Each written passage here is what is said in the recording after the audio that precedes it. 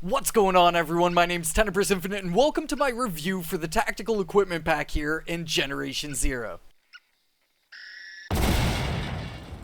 This pack is the ultimate fun pack, offering you so many tools for destruction. This pack comes with 5 different pieces of equipment for you to use. From our first appearance of placeable defenses in the open world with the shield as well as the turret, remote explosives, something I've looked forward to for years, and speaking of years, the Molotov, finally, and then lastly, a weapon to surpass Metal Gear.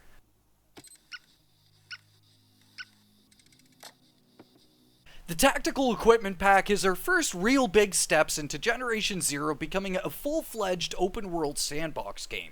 Something I've looked forward to since its very inception, taking our open world and really opening it up with the things we can do and ways we can approach things. And this pack does that in spades. Just before we get into this review, I'd like to say a quick thank you to the team for hooking me up with a review copy here. Forever the homies. And first up, the Pupper of Doom! This thing is ridiculously effective, drawing in machines, distracting them, then ending with a batshit crazy scream and kamikazeing them out of existence. I mean, sure, you probably didn't picture yourself walking onto the battlefield here in Generation Zero holding onto a stuffed dog filled with explosives, but that's where we've come to here in year 3, I guess. I mean, sure, everybody's gangsta walking around with a railgun until you release the hounds.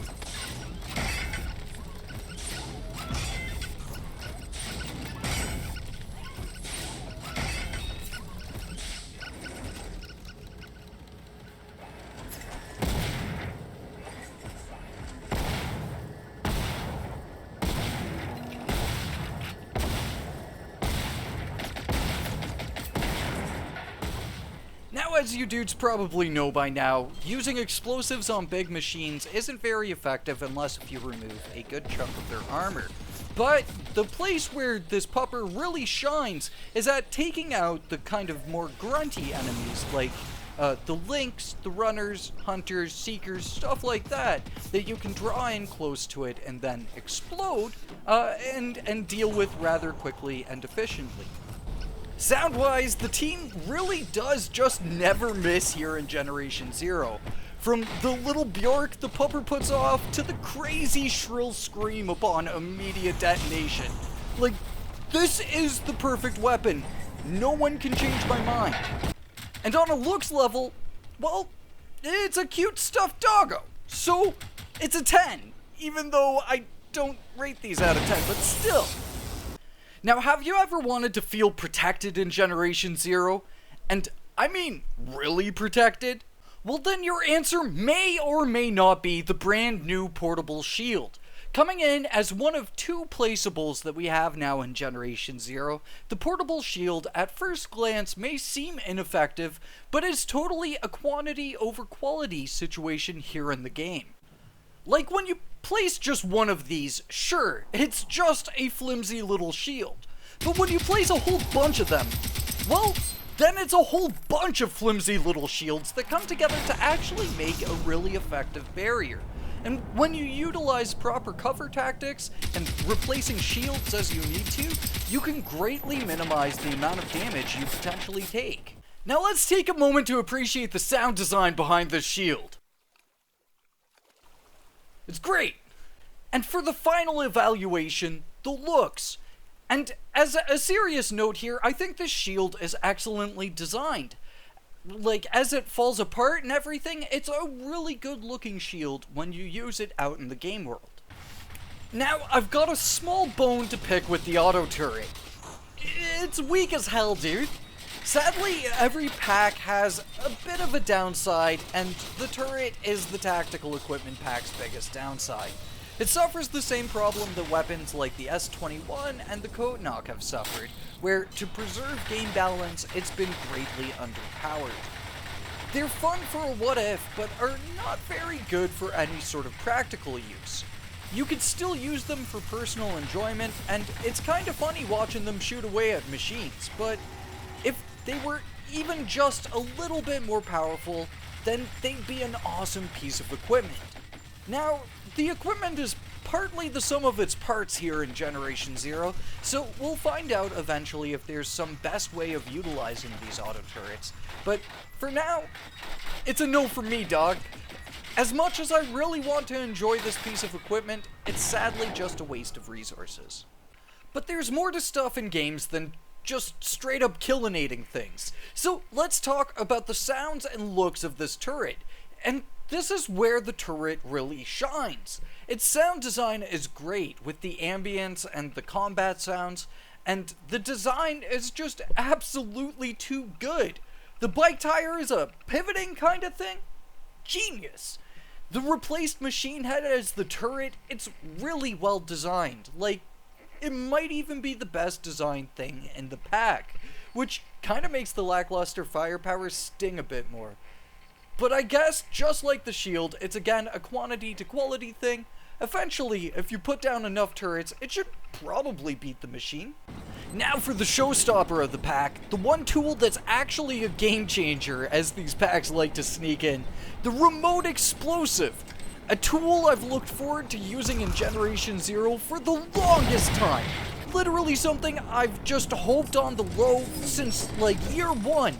A remote trap that we can control, not like the mines or shooting a canister, but something actually covert and stackable and just, dude, this remote explosive borderline makes this pack worth it on its own.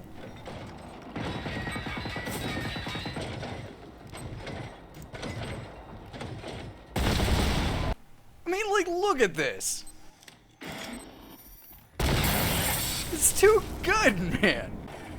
And again, it's really cool how these are like a covert explosive that we can finally place in the world.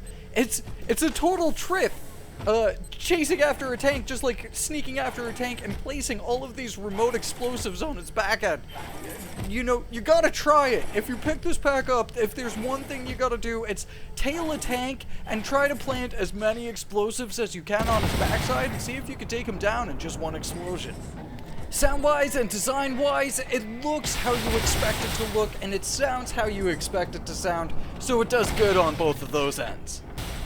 These remote explosives just have so many different types of practical applications here in the game, they are easily my favorite item out of this pack. And lastly, the Molotov Cocktail! Freaking hell yeah. Freaking hell. Friggin' hell yeah, man! So that's right, finally, the long wait is finally over and we can finally throw freaking fireballs here in Generation Zero. It's been a very long time since we've seen this boyo and his test phases, and it's come a heck of a long way here. Looks-wise, it's a major glow-up for our Molotov Cocktail here in Generation Zero. Basically, this is you, and this is the guy she tells you not to worry about. Again, the level of sound design that goes into the things that we use here in Generation Zero is excellent. From the flick of the lighter to this little sound of a glass smash as you throw it against the ground nearby yourself, to the sounds of the burning on the machines. That's not exactly a new sound, but it's just nice to be able to hear that one more often.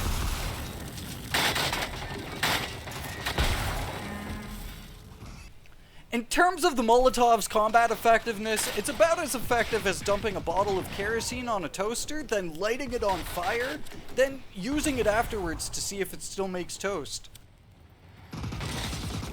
But the real hidden wonder of the Molotov, let me show you here, Throw it into the forest.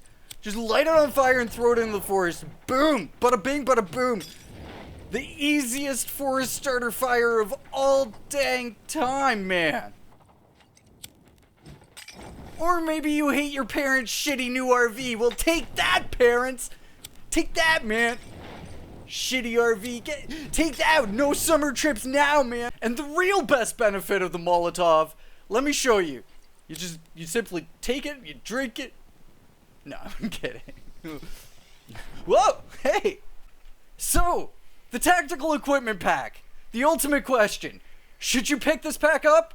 And as per usual, I'm gonna say, yeah, man, the benefits outweigh the cons. Sure, the turret's a little bit shitty, and sure, you have to dump a ton of resources into using this stuff, but it's fun as absolute heck to use, and totally, like, for the cheap price, is totally worth the amount that you put into it, dude. Remember, there's always a way to utilize a tool here in Generation Zero. So if you'd like to pick up an equipment pack that basically just adds a bunch of new tools to mess around with, and maybe even keep in your loadout like the remote explosive, then links to this pack will be down in the description below. So thank you for watching this review on the new tactical equipment pack. I've got a heck of a lot more coming your dude's way this week, so stay tuned for more. But for now, y'all have been excellent, and I will catch you all in the next one. Until then, peace.